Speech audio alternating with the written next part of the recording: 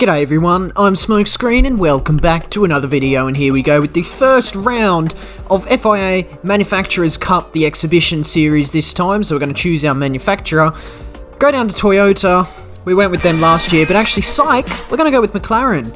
As you can see there, we've selected McLaren. So the main thing that prompted my selection here was the Group 4 car that I drove in the Sardinia Road Track A2 daily race video, and how good that 650S Group 4 car really felt. So that's the Group 4 car we choose. Brings us to the next choice. As you can see, we select that car in green. The next choice, Group 3. There are, of course, two Group 3 McLarens to choose from, the 650S GT3 and the F1 GTR. I'm actually gonna go for the lesser of the two, let's be honest, McLaren F1. Hopefully this doesn't prove to be an absolutely terrible decision. Not worried about the Group 4 car at all. The Group 4 car is an excellent choice. I'm really happy to have that Group 4 car under me. It's a very solid car. The Group 3 car, the McLaren F1. It is an old spec car. It's actually an old GT1 car. So that's old spec, what are essentially GT3s, but less downforce and more straight line speed. It does have a few notable downfalls. As you can see, we are getting the McLarens delivered to us straight from the factory. Thank you very much for that. But yes, a couple of notable flaws in the McLaren F1, mainly in its braking. It has very poor brakes compared to the rest of Group 3. As you can see, Filthy Frank putting his 2 cents worth in on my decision there. Don't really blame him, of course. But we're going to have a go in the Manufacturer Series Round 1. You can see how late I've logged on. I've actually only got one slot available to enter the 22:20, so that is, of course, 20 past 10 on a Saturday night it is here when we were doing this race. 23 laps of Dragon Trail Seaside in Group 3. As you can see there in some of the race details, we decide to enter that one, of course, McLaren F1 being Group 3. We're going to see how this race goes. So hopefully it goes okay. As you can see, we're joining the session now. A couple of names in here that we've seen before. Old Mate, James and Zoe we've seen before. Down in 8th, Max Gassett we've seen. TBR in 10th we've seen. DP Mario in 12th we've seen. Yo Rocket we've seen. And Shifty in 18th. And Makosi Academic, we've seen those as well. The rest of them are new. So a couple of new players that we haven't raced before. It's always refreshing to get some new players. But we'll see how we can go in the McLaren F1 for the first round. So I have driven this car a couple of times previously. It has featured in a few videos previously, but not to such a competitive level. It's been in daily races. I've never used it in an FIA race before. So it's going to be interesting to see how well we can really do with, frankly, an inferior car compared to the rest of Group 3, especially braking. So we're going to have to keep in mind that out-braking manoeuvres are probably not quite going to be on in this season. So we'll just have to keep that in mind and try and go for moves at the end of straights rather than, you know, slipstreaming past rather than braking late. But we're going to go for a lap of Dragon Trail Seaside in this car. Your braking points will go further back slightly in a better car. But coming into turn 2 here, braking just before the start of the curb on the right-hand side. Nice and gently down into second gear, gently onto the power and use that curb through turn 3 to rotate you out before the curb. Nicely smooth through turn 4, heading up towards turn 5, turning in just as the shadows start, and then braking just before the start of the green on the left-hand side. Into second gear, you see how much ground that car behind closes up on the radar there, heading down the hill towards the fast-flying S's.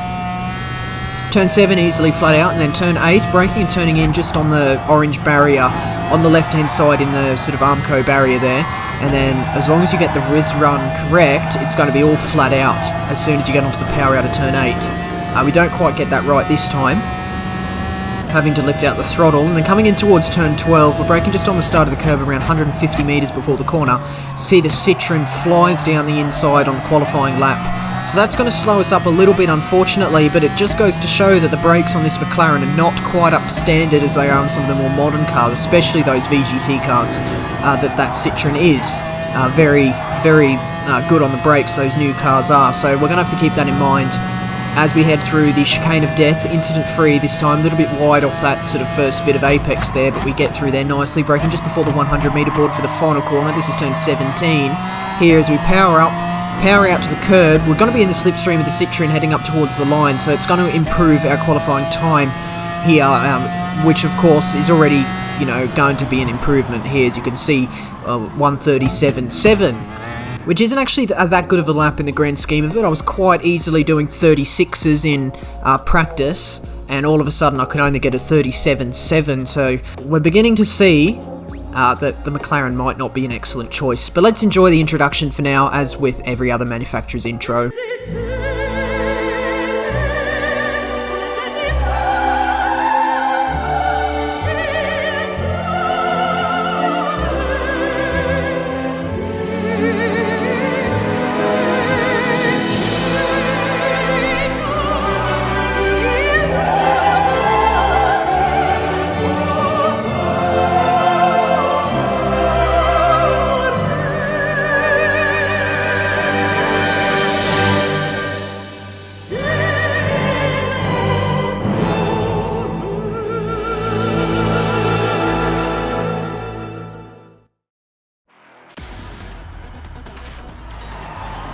Lovely, as always. So we'll meet on the grid now, and for the first time in a little while, we're not on the opening screen there, all the way down in 8th position, I think. 9th position, rather. Whoops. Did a bit worse than I immediately thought. But let's focus on the race now. The race can, of course, throw up sort of different opportunities, especially at a track like this, where you could potentially get quite a few positions from just keeping your nose clean and not necessarily being faster than anyone. Just let other people make mistakes. Racing down through turn 1, towards the braking zone for turn 2, which is the first braking zone of the lap. Heading through the chicane, hopefully we can get through here incident-free. We have started on medium tyres as well. So we'll talk about strategy for this race now. All 3 tyres are available for use, and however, only the medium and the hard tyres are required. Heading through turn 5, we get underneath the blue Mercedes there, almost go up the inside of Makosi Academic there, and just nudge him a little bit, but he manages to recover. But we're on the outside of the blue Mercedes, heading through turn 7, transfers to the inside for turn 8. Hopefully we can get that stopped and not run too wide. We have indeed done that. Lovely, excellent work. So the strategy for this race is kind of a 3 or a 4 stop. We've gone for 3 stops, so of course 4 stints. 2 stints on soft and a stint each on medium and hard tyres. Heading in through turn 12, Academic gets up the inside of the Porsche, is also up the inside of the other McLaren 650S. There, the 650S is dispatched to the left-hand side behind, and we managed to slot into 7th, so we've gained 2 positions so far. Hopefully we can get through the Chicane of Death instant-free for the first time. Someone has failed to do that. It was a Nissan GTR. Up ahead has failed to get through the Chicane of Death for the first time. That's going to be absolutely terrible for his race, especially on that first lap. You're going to lose so many positions with the field bunched up so closely at the start of the race.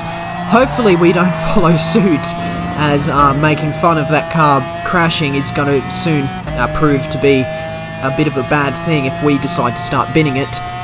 But we managed to get through turn 1? We got through turn 1 cleanly, yes. We've also got through turn 1 cleanly again this lap. I meant lap 1 we got through cleanly, made up a couple of positions, up into 6th. They've got a nice juicy pack just ahead of us, made up of 3 cars, a Porsche, a Mercedes and a Honda up ahead. So we can see the podium position of 3rd there. So hopefully this doesn't sort of go pear-shaped and we can actually sort of make inroads further up the field here. Remember, we started in 9th, so the fact that we're up in 6th at this point is already a good showing at the start of this race, so hopefully it can go well. Coming into the middle sector, the fast-flowing S's, you need downforce through here, especially in a car like the McLaren F1 that already has reduced downforce. That's sort of one of the main characteristics of this car. It doesn't have the downforce, it has the top speed, so at a track like this, it probably isn't the strongest car anyway. At a track like Monza, or a track like Circuit de la Sarthe, it's going to be a lot stronger, but unfortunately those tracks are not part of the Manufacturers' Cup used in Group 3. Coming into the Chicane of Death for the second time, tyres are worn in, so hopefully we get through there nice. We actually nearly completely bin it on the first part. Coming through the second part, however, just turn in a bit too early for turn 16, and we completely get claimed by the Chicane of Death Got the first death of the race, and you can see I've lost 2, 3, 4 positions, slot in behind the Audi.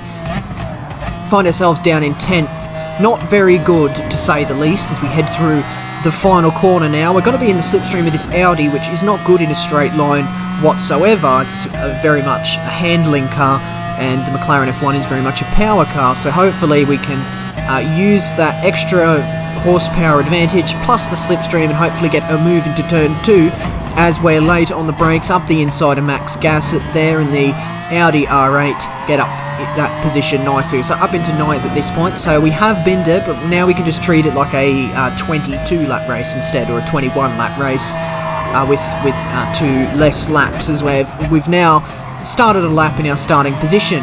Heading through the top hairpin there, we've got the McLaren 650S, the other McLaren, serving a penalty there, and we find ourselves up in 8th, made a position. We can see 6th up ahead, so the top 5 I've sort of gotten away at this point, and we can put that down to myself absolutely crashing at the Chicane of Death, so hopefully we can at least get 6th, which of course is an improvement from 9th, so hopefully that can transpire. Have a look there, the Mercedes driven by Lambos there was looking up the inside of Big Nath as they went through turn 12. Didn't quite come off there, but you can see the white Mercedes looking racy. Can we get through the Chicane of Death cleanly this time? We can, judging that quite nicely. Keeping a nice 200km/h apex there, so that was nice. Skip ahead halfway through lap 4, Big Nath has fallen behind Lambos and is now into the clutches of myself as we head into turn 12, late on the brakes, but that Mercedes has much better brakes than the McLaren F1. In fact, every other Group 3 car has better brakes than the McLaren F1. So it's going to be difficult to get moves via braking, but we can try our best. Coming through the Chicane of Death for the 4th time, turning in turn 15, turn 16, and we've bloody done it again. So this is not going well, and I don't want to put excuses out there. Back to 10th, by the way. This is going absolutely terribly. I don't want to sort of excuse my extremely poor driving, but this was at about 10:30 at night on a Saturday. I'd just come home from work. I was really excited about this combination. The only one I could do was this time slot after work, as I was at work at like midday, and I finished work at like 9:30 at night. I had to race home in time for this. So I was obviously very tired, and I think I put too much pressure on myself as the other McLaren absolutely bins it. So that was the sort of the risk of choosing the 650S there. Very oversteery car, much like the Lamborghini Huracan and the Audi R8. So I decided to go with the car I've driven before, and it's actually proving to not go too well. But yes, we can put this down to myself being rather tired. It's late at night, and I think I put too much pressure on myself, thinking I've only got one chance at this, because I knew I could only do the last slot, so I was thinking about it all day.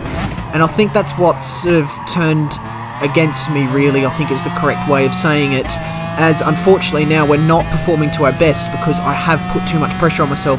Coming into the Chicane of Death, we had the Porsche of Staff behind, looking up the inside as we head into the Chicane of Death there, but he manages to pull in behind thanks to the grunt that the McLaren F1 has, and I think the Porsche hit the Chicane of Death as well and dropped behind as we head through there. Coming through turn 2 here, you can see I almost completely twitch out there, and we lose a further 2 positions to the Porsche and the Nissan. So that's not that good. McLaren F1 is an MR car, so it does have some characteristics, or it does behave like an MR car.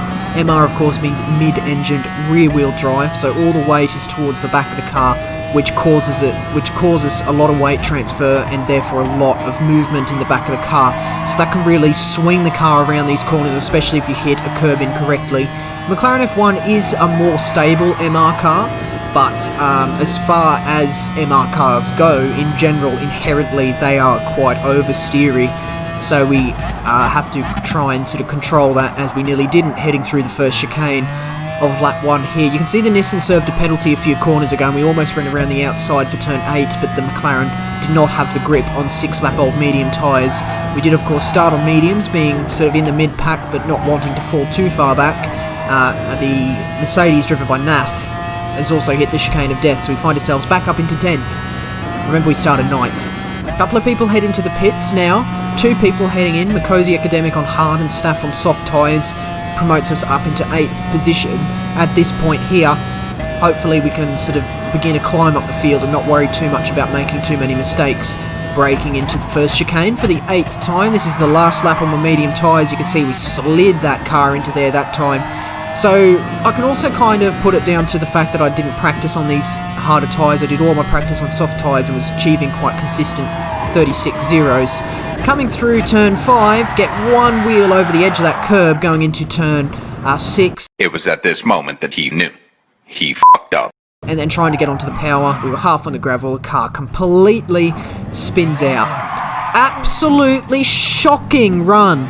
In this race, we lose another further 4, 5, 6 positions down into 15th position. Absolutely terrible. As you can tell, I'm not very happy at this point, and I think, honestly, after that crash, I was 2 seconds off quitting. I was done. I wanted to go to bed. It was 11:15 at night. I just wanted to go to bed. I did not want to be a part of this race anymore. 30 seconds off the lead, and I couldn't drive. I couldn't do it.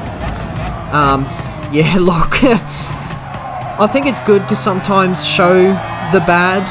I don't want to sort of paint the picture that I'm this amazing racer, this amazing, quick, sort of very smart, quick-witted race car driver when I'm not. Someone bins it on the Chicane of Death there. Can't make fun of that anymore because I've done that twice.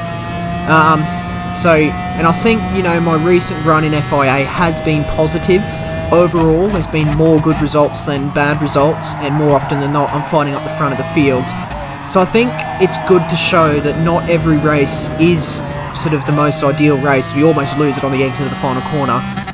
Very worn tyres at this point. We go in, we're going to get our hard tyre stint out of the way. I did not want to go onto soft tyres, get into a soft tyre rhythm, then have to go back onto hard tyres later in the race.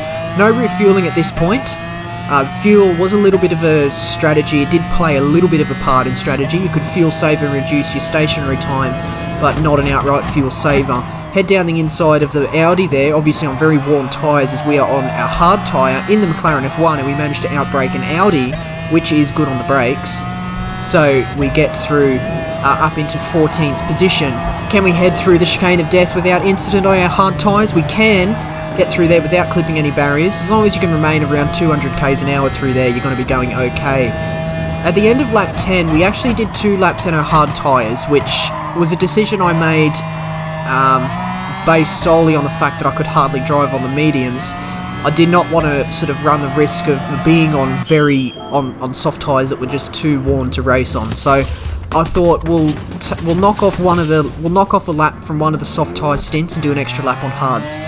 And I honestly don't think I put myself at a disadvantage by doing that. I don't think I lost myself any positions by doing that, but we can monitor the gaps as we head through the race now. So finally, we're on soft tyres. These are the tyres I practice on, so hopefully we can get ourselves into a bit of a rhythm, reduce our mistakes, and sort of just try and get a clean run moving up the field. We do, of course, have another pit stop as well. We're going to do, I think it was 7 laps on this stint, and then a final stint on soft tyres again of 6 laps. It was initially going to be 2 stints on soft tyres of 7 laps each, but we did the extra lap on hard tyres, which knocked off one of the laps from one of the stints. So that was okay. Heading through the Chicane of Death, we actually get that nailed this time. Have a look at that. It's taken 11 laps, but we've finally done it. Heading up through the main straight, the end of lap 12. Someone went into the pits. We're up into 11th position at this point. We're still chasing down 9th. If we can finish 9th or higher, I'll take it, because we qualified 9th. As if we can finish in a position that's at least equal to my qualifying time, qualifying position, I'll take it. Whether I'll enjoy it is another thing. Past another car in the pits, it's Max Gassett into the pits. So now we're looking at our qualifying position. We're in the slipstream of the Mercedes GT3, heading into turn 2, late on the brakes. We're on the soft tyres this time. That Mercedes is probably going to be on harder tyres at this point, as that move was just too easy. We get up through the first chicane with no incidents there. The Mercedes, driven by Lambos, drops a few tenths behind. Coming through the middle sector now, this is actually the final lap on my soft tyres, so they're very worn at this point, and Max Gassett, having just come out of the pits, is on, I would suggest probably brand new soft tyres, or newer soft tyres. Completely just drives up the inside, on the exit of turn 12 there. Superior grip, I can't argue with that. We're down into 10th. Let's get through the Chicane of Death. We have dirty air, very worn soft tyres, have to be really careful heading through here. That was close. That's about as close as you get.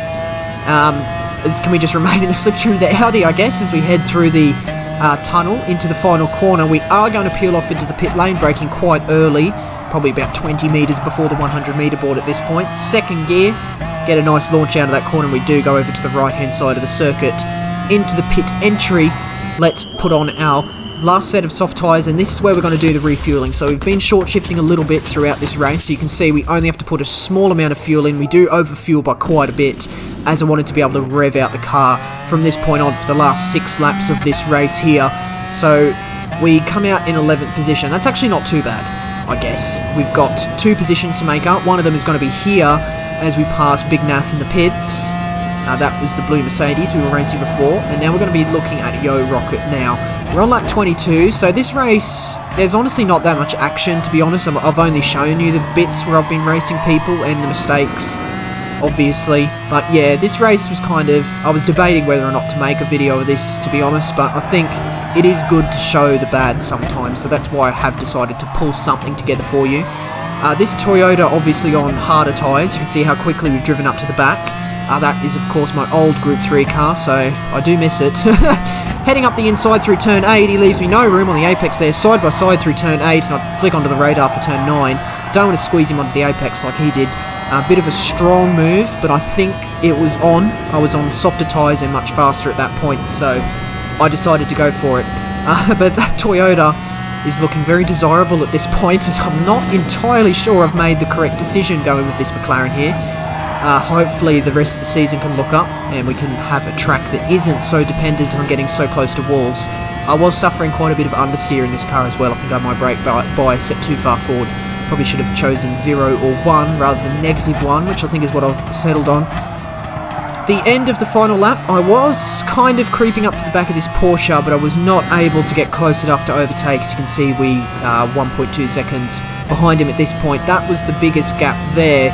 So the extra lap on hard tyres, definitely not 1.2 seconds worth of loss there, so I probably would have finished 8th anyway. Hey, that's a position gained from where we started, so look, I can complain because I drove absolutely terribly, and you know, I apologise for not being able to bring you a video with a better result in it, unfortunately, but that's just the way it goes sometimes. Finish 8th, up 1 position. It's not a clean result. You can see cracked headlights, and overall not that happy. 147 points I guess is okay enough, but we're going to have a look at the lobby afterwards. I don't generally show this, but there was something quite unseen in this lobby after. We'll have a look there as we finish the race. You can see I pretty much sum up my entire race in this one message. It was an absolute disaster.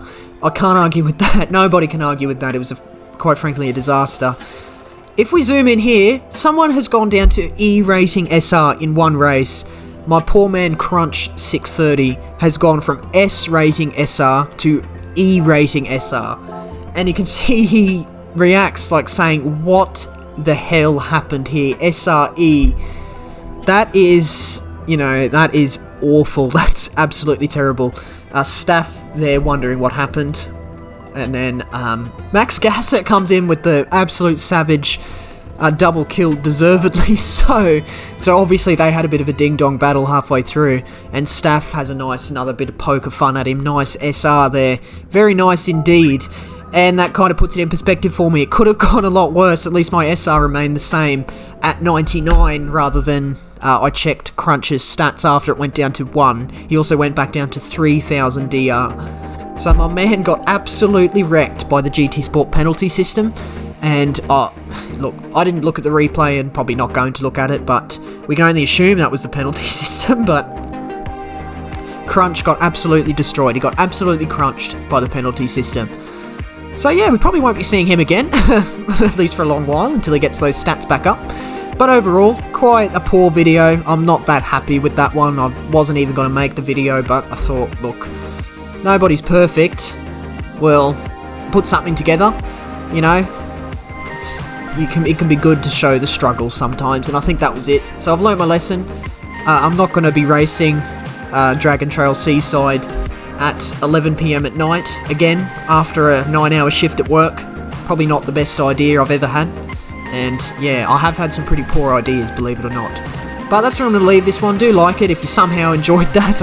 I guess some people will find my performance quite funny.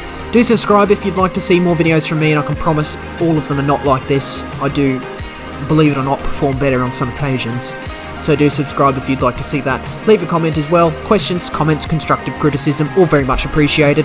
But that's going to be the end of this one today, and that means that is it from me. So once again, I do thank you very much for watching. See you later.